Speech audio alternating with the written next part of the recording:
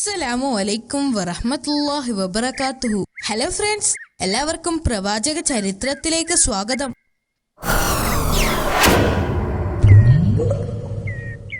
പ്രവാചകൻ തന്റെ ജനത്തോട് കരുണ കാണിക്കുന്നതിനായി നിരന്തരം അള്ളാഹുവിനോട് പ്രാർത്ഥിക്കുമായിരുന്നു. മറ്റുള്ളവരോട് കരുണ കാണിക്കാനും അള്ളാഹുവിൽ വിശ്വസിക്കുവാനും അദ്ദേഹം തന്റെ ജനങ്ങളോട് പറയുമായിരുന്നു. ഒരിക്കൽ അദ്ദേഹത്തിന്റെ കൂടെയുള്ള ഒരാൾ പ്രവാചകന്റെ അത്ഭുതത്തെക്കുറിച്ച് പറഞ്ഞു. പ്രവാചകൻ മരണത്തിൽ നിന്ന് 4 പേരെ ജീവിതത്തിലേക്ക് കൊണ്ടുവന്നിട്ടുണ്ട്. ഇത് കേട്ട് ജൂതന്മാരിൽ ഒരാൾ ഈ അടുത്ത് മരിച്ച ഒരാളുടെ ചേതനയേറ്റ ശരീരത്തെ പുനർജീവിപ്പിക്കാൻ പറഞ്ഞു. സാം എന്ന ആളെ ജീവിതത്തിലേക്ക് കൊണ്ടുവരാൻ ആവശ്യപ്പെട്ടു. ആളുകൾ പ്രവാചകനോടൊപ്പം അയാളുടെ കല്ലറയുടെ അടുത്തേക്ക് പോയി. അവിടെ നിന്നും അയാളെ ജീവിതത്തിലേക്ക് തിരിച്ചു കൊണ്ടുവരാൻ വേണ്ടി അള്ളാഹുവിനോട് അദ്ദേഹം പ്രാർത്ഥിച്ചു. എന്തൊരു അത്ഭുതം!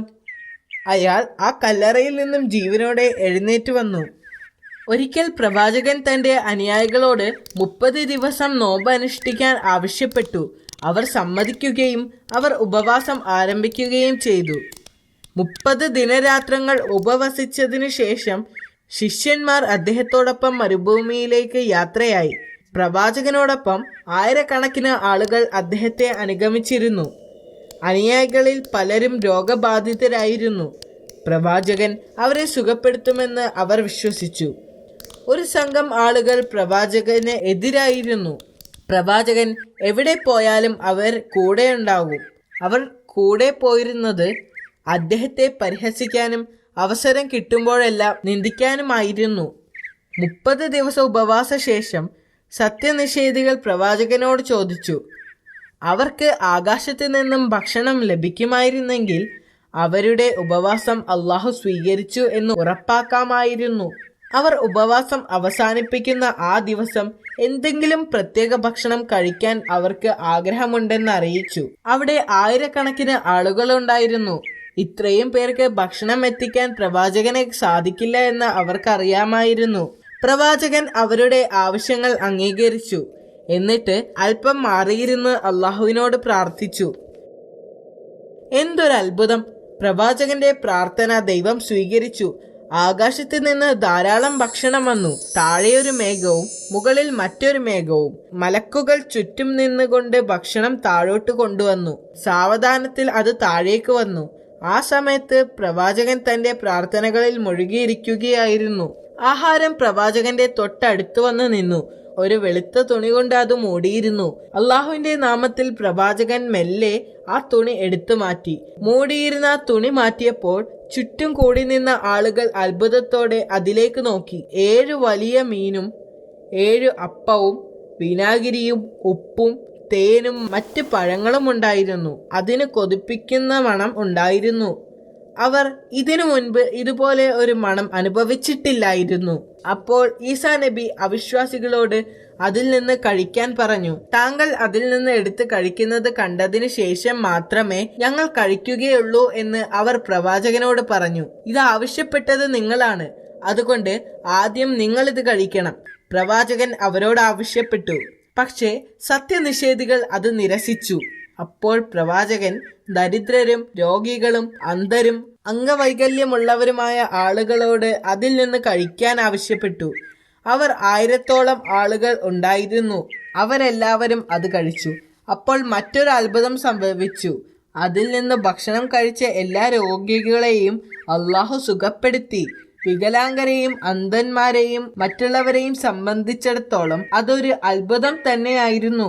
സത്യനിഷേധികളെ ആദ്യം ക്ഷണിച്ചിട്ടും അവർ അത് കഴിക്കാൻ വിസമ്മതിച്ചതിൽ അവർ ഇപ്പോൾ ദുഃഖിക്കുന്നുണ്ടായിരുന്നു. ഈ സദ്യയുടെ വാർത്ത അതിവേഗം പരന്നു. ആ വാർത്ത നഗരത്തിലുമെത്തി. ആയിരക്കണക്കിന് ആളുകൾ ഈ ദിവ്യ സദ്യക്ക് സാക്ഷ്യം വഹിക്കാൻ അങ്ങോട്ട് യാത്രയായി. വിരുന്നിൽ പങ്കെടുക്കാൻ ആഗ്രഹിക്കുന്നവരുടെ എണ്ണം ഇപ്പോൾ വളരെ കൂടുതലായിരുന്നു. പ്രവാചകൻ എല്ലാവരോടും ഭക്ഷണം കഴിക്കാൻ പറഞ്ഞു. ദിവസങ്ങൾ കഴിഞ്ഞു. ആദ്യം മുതൽ അവസാനം വരെയുള്ള ഓരോ വ്യക്തിയും വയറ് നിറയെ ഭക്ഷണം കഴിച്ചു. ഓരോ ദിവസവും 7000-ഓളം ആളുകൾ ഭക്ഷിച്ചതായി പറയപ്പെടുന്നു. 40 ദിവസത്തിനു ശേഷം ദരിദ്രർക്ക് മാത്രം ഭക്ഷണം നൽകിയാൽ മതിയെന്നും ധനികർക്ക് നൽകേണ്ടതില്ല എന്നും അള്ളാഹു പ്രവാചകനോട് ആവശ്യപ്പെട്ടു. പ്രവാചകൻ ജനങ്ങളോട് സത്യസന്ധരായിരിക്കണമെന്ന് മുന്നറിയിപ്പ് നൽകുകയും ധനികരായ ആളുകൾ വിരുന്നുകളിൽ നിന്ന് അകന്നു നിൽക്കണമെന്നും ആവശ്യപ്പെടുകയും ചെയ്തു. കൂടാതെ ദരിദ്രരോട് ഭക്ഷണം നാളത്തേക്ക് കരുതി വെക്കണമെന്ന് ആവശ്യപ്പെടുകയും ചെയ്തു. എന്നാൽ ജനങ്ങൾ പ്രവാചകൻ പറഞ്ഞത് ശ്രദ്ധിച്ചില്ല. ധനികർ പാവപ്പെട്ടവനായി അഭിനയിച്ച് ഭക്ഷണം കഴിച്ചു. പ്രവാചകന്റെ കൽപ്പന അനുസരിക്കാതെ ദരിദ്രരും ആവശ്യത്തിൽ കൂടുതൽ ഭക്ഷണം കഴിച്ചു. അതിന്റെ ഫലമായി ഭക്ഷണം എവിടെ നിന്നാണോ വന്നത് അങ്ങോട്ട് തന്നെ ഉയർത്തപ്പെട്ടു. ആളുകൾ ഈ അത്ഭുതത്തെക്കുറിച്ച് ദിവസങ്ങളോളം സംസാരിച്ചു. ഒരു രാത്രിയിൽ മഹത്തായ 2 പ്രവാചകന്മാരായ യഹ്യ അലൈഹിസ്സലാമും സക്കരിയ അലൈഹിസ്സലാമും ഭരണാധികാരികളാൽ കൊല്ലപ്പെട്ടു. ആ രാത്രിയിൽ ഈസാ നബിയുടെ മേൽ ഒരു അശരീരിയുണ്ടായി. ഇസ്രായേൽ ജനത്തെ വിളിച്ചുകൂട്ടി പ്രബോധനം നടത്താൻ അള്ളാഹു പ്രവാചകനോട് കൽപ്പിച്ചു. അദ്ദേഹം എതിരാളികളെ പോലെ നിലവിലുള്ള കപടഭക്തന്മാരെയും നിയമത്തെയും തള്ളിപ്പറയുകയും മൂസാ നബി അലൈഹിസ്സലാമിന്റെ നിയമത്തെ ശക്തിപ്പെടുത്തുകയും ചെയ്തു. പ്രവാചകൻ തന്റെ ജനത്തെ ശ്രേഷ്ഠമായ വാക്കുകളിലൂടെയും പ്രവർത്തനങ്ങളിലൂടെയും ലളിത ജീവിതം നയിക്കാൻ ആവശ്യപ്പെട്ടു. അദ്ദേഹത്തിന്റെ ഉപദേശങ്ങൾ പുരോഹിതന്മാരെ ശല്യപ്പെടുത്തിയിരുന്നു. പ്രവാചകന്റെ ഓരോ വാക്കും അവരുടെ ഇപ്പോഴത്തെ അവസ്ഥയ്ക്ക് ഭീഷണിയായിരുന്നു. ജനങ്ങളുടെ മുന്നിൽ അദ്ദേഹത്തെ തരം താഴ്ത്താനും അദ്ദേഹത്തിന്റെ വാക്കുകൾ മൂസാ നബിയുടെ നിയമത്തിന് എതിരാണെന്ന് ജനങ്ങളെ തെറ്റിദ്ധരിപ്പിക്കാനും അവർ തീരുമാനിച്ചു. അതിനുവേണ്ടി വ്യഭിചാരാരോപണം നടത്തിയ ഒരു സ്ത്രീയെ അറസ്റ്റ് ചെയ്തു. അപ്പോൾ അവർ ഈസാ നബി അലൈഹിസ്സലാമിനെ വിളിച്ച് അദ്ദേഹത്തിന്റെ അഭിപ്രായം ചോദിച്ചു. അവർ ഈസാ നബി അലൈഹിസ്സലാമിന്റെ മുൻപിൽ ആ സ്ത്രീയെ കൊണ്ടുവന്നു. വ്യഭിചാരിയെ കല്ലെറിയാൻ നിയമം നിർദ്ദേശിക്കുന്നില്ലേ എന്ന് ചോദിച്ചു. അതെ, പ്രവാചകൻ പറഞ്ഞു. എങ്കിൽ ഈ സ്ത്രീ ഒരു വ്യഭിചാരിയാണ്, ഒരു പുരോഹിതൻ പറഞ്ഞു. അദ്ദേഹം പുരോഹിതന്മാരെയും ജനത്തെയും നോക്കി.